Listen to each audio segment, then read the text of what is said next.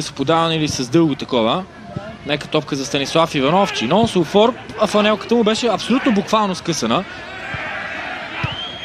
Съответно той иска дуспа за задържане. Ангел Грънчов е абсолютно категоричен в един. Борислав Цонев лежи на тревата и той си беше силно ударен.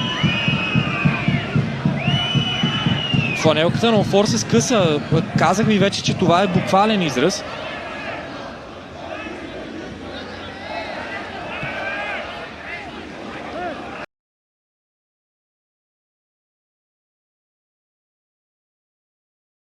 Първа е Иван Боренски, но като нищо ще се срещали в юношески футбол. 100% жълт картон. Няма контакт с десния прасец на Станислав Иванов, сякаш по-скоро с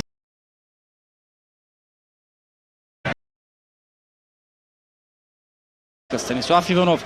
Все още изглежда много свеж. Тръгва на дрибъл, пада на тревата. Няма дуспа.